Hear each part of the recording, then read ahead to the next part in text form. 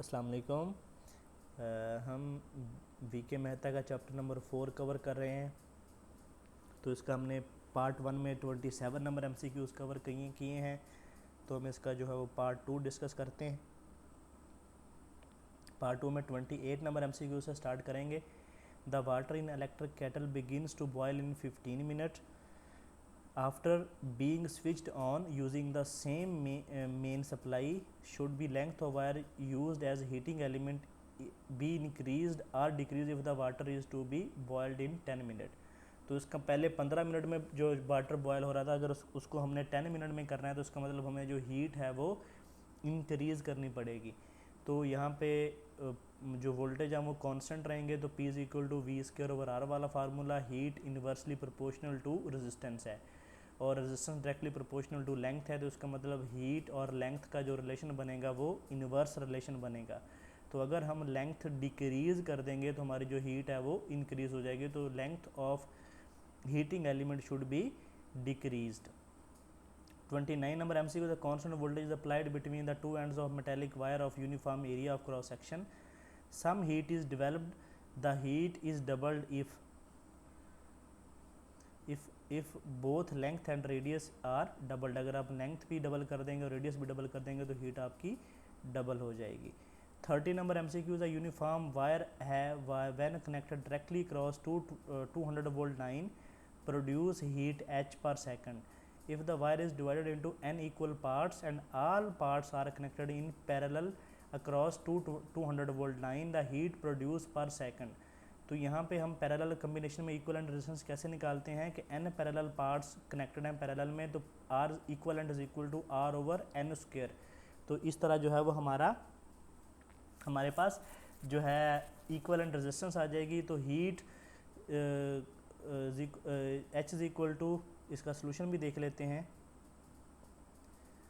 ये इसका सोल्यूशन है कि the first case heat inversely proportional to resistance P is equal to V²/R वाला फार्मूला। सेकंड केस में heat also inversely proportional to resistance, तो H dash is equal to R dash, H is equal to R is equal to n² है। तो heat आपकी किसके आगे की n²H। तो इसका मतलब जो n² टाइम जो आपकी हीट है वो इंक्रीज़ हो जाएगी। अगर आप उसको अगर आप दूसरे बाई कॉन्सेप्ट से यूज़ करें तो इसका मतलब जो रेजिस्टेंस थी पहले वो क्रॉस कनेक्टेड थी आपके 200 वोल्ट सप्लाई के, तो इसका मतलब आपने n रेजिस्टेंस उसके पैरेलल में कनेक्ट कर दी हैं। तो जब आप n रेजिस्टेंस उसके पैरेलल में कनेक्ट करेंगे तो n² टाइम उसकी जो रेजिस्टेंस है वो डिक्रीज़ हो जाएगी। तो इसका मतलब है उसका n² टाइम उसकी जो पावर है वो भी इंक्रीज़ हो जाएगी। तो पावर इंक्रीज़ होने से जो उसकी हीट है वो भी इंक्रीज़ हो जाएगी। 31 है 3 equal resistors connected in series across EMF together dissipate 10 watt of power. If the same resistance connected in parallel across the same EMF source, the power dissipated will be. तो यहाँ पे 3 equal resistance हैं तो इसका मतलब आपकी जो power है वो कितनी चेंज हो रही है, 9 टाइम चेंज हो रही है 3 के स्क्वायर से। तो पावर 9 टाइम चेंज हो रही है, सॉरी रेजिस्टेंस 9 टाइम चेंज हो रही है, तो पावर कितनी चेंज हो जाएगी 9 टाइम। तो पहले 10 वाट थी, 10 मल्टीप्लाई बाय 9 क्या हो जाएगा 90 वाट आंसर आ जाएगा आपका। 33 है 100 watt bulb will give heat and light equal to, ये 100 जूल पर सेकंड के इक्वल होती है। 34 नंबर MCQs है electric supply is rated to 20 volt in house 11 bulbs of power rating 100 watt each are use, the rating of the fuse will be. तो P is equal to VI। तो यहाँ पे हमने current निकालना है, तो power हमारे पास कितनी है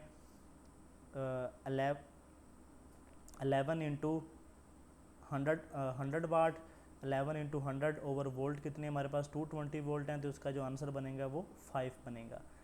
35 है, ये बहुत इंपॉर्टेंट है, what is M material for fuse. It जो लेंथ है आपकी फ्यूज़ के हवाले से वो मैटर नहीं करती। 36 है by what percentage will be independent of lamp decrease if the current drops 2%। तो इसका मतलब 4% आपकी डिक्रीज़ करेगी। 37 है appliances based on heating effect of current works on both AC और DC, क्योंकि AC और DC में जो हीट होती है वो इक्वल होती है। देन MCQ नंबर 38 है the two coil connected in parallel across 100 volt supply take 10 ampere from the line, the power dissipated in one coil is 600 watt, the resistance of the other coil. तो हमने resistance निकालनी है, तो सबसे पहले हमारे पास total power कितनी आएगी, P is equal to V I. तो वोल्ट हमारे पास 100 है, करंट हमारे पास 10 है, तो हमारे पास पावर कितनी आ जाएगी, 1000 एम्पेयर आ जाएगी। तो अगर हमने पावर, इसका मतलब 600 वाट अगर एक में डेसिपेट हो रही है तो दूसरी में कितनी होगी, 1000 minus 600 is equal to 400 watt. तो इसका मतलब जो अदर जिसकी हमने रेजिस्टेंस निकालनी है उसमें पावर कितनी डेसिपेट हो रही है, 400 वाट। तो P is equal to we square over are वाला फार्मूला इस्तेमाल करेंगे। तो resistance is equal to we square over P. V यहाँ पे क्या है, 100 है, तो 100 का स्क्वायर क्या आ जाएगा, 10,000 आ जाएगा।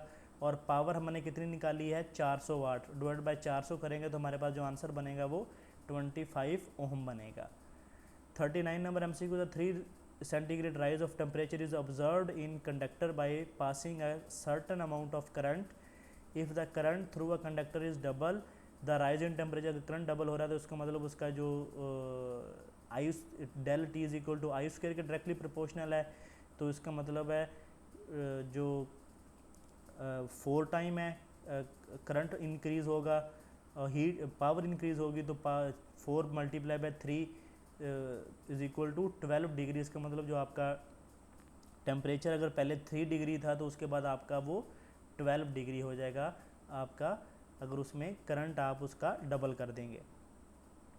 14 नंबर MCQs है, a house is served 220 volt line in circuit protected by fuse 9 ampere, a maximum number of 60 watt lamp in parallel that can be turned on.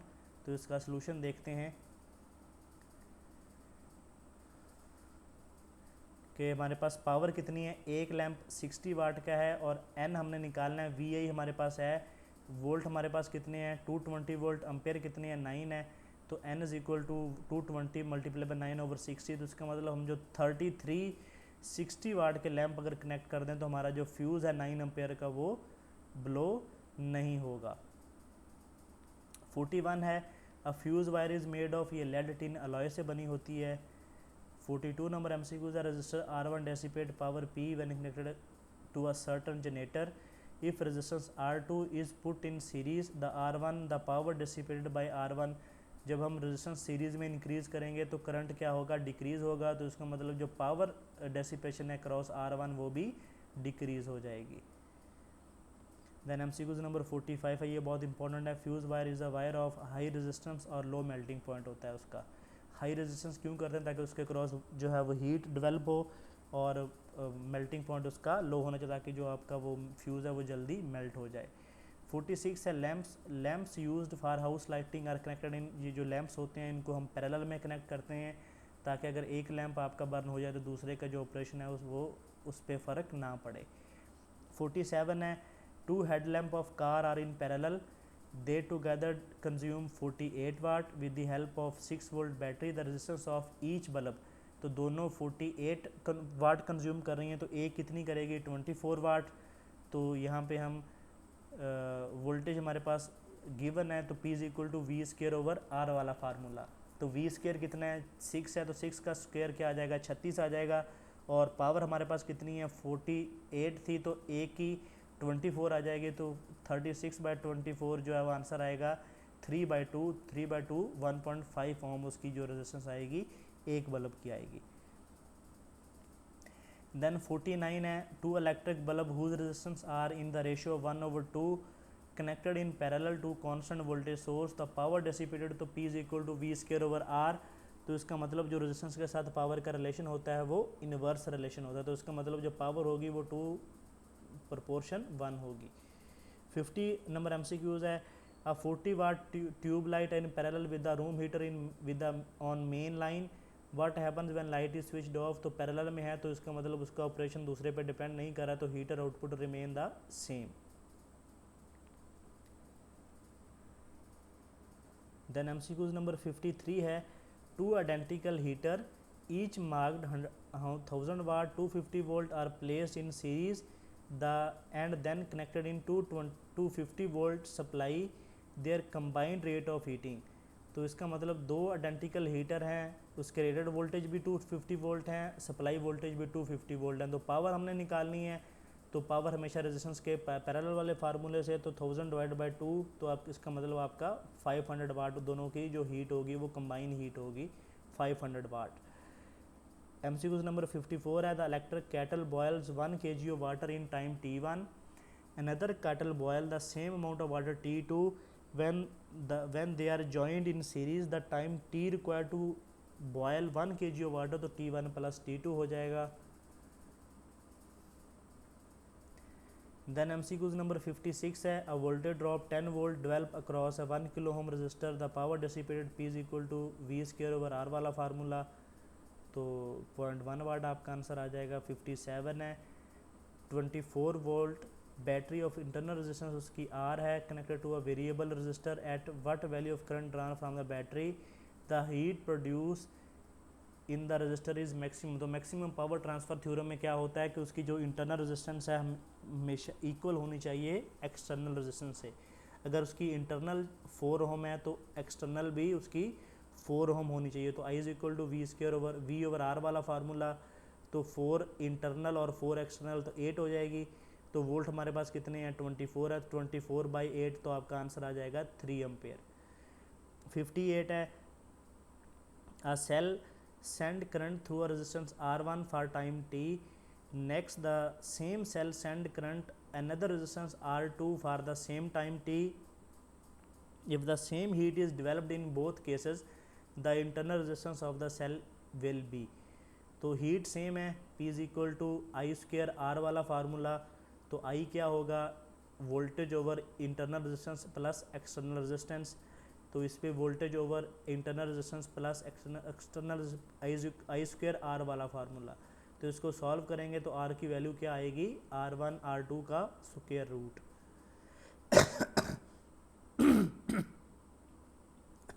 तो आपका जो आंसर बनेगा वो सी बनेगा।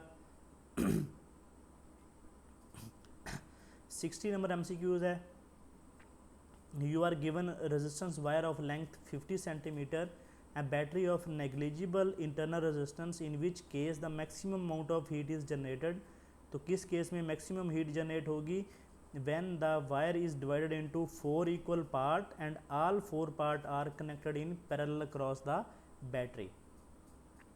MCQ number 61 है, two electrical appliances are connected in parallel to a constant voltage supply, if the current in one appliance is less than the second appliance by 1%, the power of the first appliances will be less by, तो 1% ही उसकी power less होगी। 62 है, R1 R2 are respectively the filament resistance of 200 watt bulb and 100 watt bulb, the design to operate at same voltage, then जो R2 होगी वो 2R1 होगी, क्योंकि जो आप पावर और रेजिस्टेंस का रिलेशन होता है वो इनवर्स रिलेशन होता है, जिसकी जो पावर ज़्यादा है उसकी रेजिस्टेंस कम होगी। 64 number MCQ the constant voltage supplied across the end of conductor, the heat produce होगी तो इनवर्सली प्रोपोर्शनल टू लेंथ होगी। MCQ नंबर 69 है, two bulbs of equal wattage, one having the carbon filament and other having the tungsten filament are connected in series to mains, जो carbon filament का bulb होगा वो glow more होगा। 71 है, on of the two bulbs in house one glow brighter then other, which of the to has larger resistance, जो dim bulb होगा उसकी जो रेजिस्टेंस होगी वो लार्ज होगी।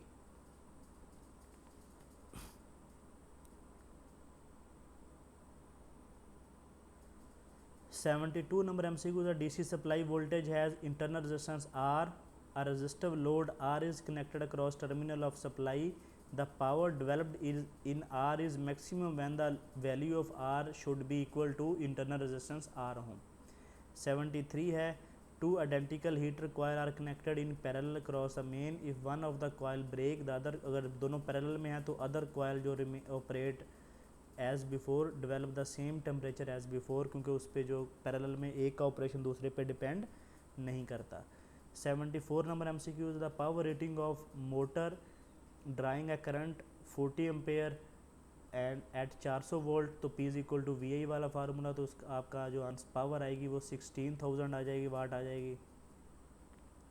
MCQ नंबर 87 है, what maximum voltage can be connected across 0.5 watt, 270 ohm resistor without exceeding the rated power P is equal to v square over are वाला formula, तो यहाँ पे हमने वोल्टेज निकालेंगे तो V is equal to p r का square root आ जाएगा, तो आपका जो आंसर आएगा वो 11.62 वोल्ट आ जाएगा। MCQs नंबर 90 है, two resistor of resistance 8 ohm 12 ohm are connected in parallel.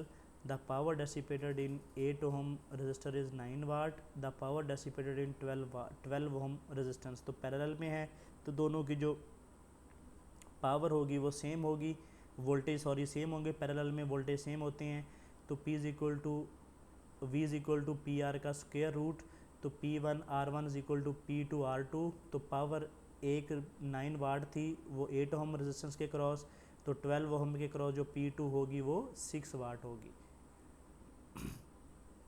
यहाँ पे हमने पैरेलल वोल्टेज वाला फार्मूला इस्तेमाल किया, तो 6 वाट दूसरे के अक्रॉस वोल्टेज पावर ड्रॉप होगी। 95 है, 5 degree centigrade rise in temperature is observed in conductor by passing A current, what is when the current is doubled the rise in temperature, तो पहले आपका जो हीट होती है वो आई स्क्वायर के डायरेक्टली प्रोपोर्शनल है, तो जब करंट डबल करेंगे तो इसका मतलब 4 टाइम हीट ज़्यादा होगी, तो 5 मल्टीप्लाई बाई 4 क्या आ जाएगा 20 डिग्री, तो इसका मतलब अगर आपका जो टेम्परेचर था वो 5 डिग्री था, जब आप उसका करंट डबल कर देंगे तो वो कितना हो जाएगा 20 डिग्री हो जाएगा।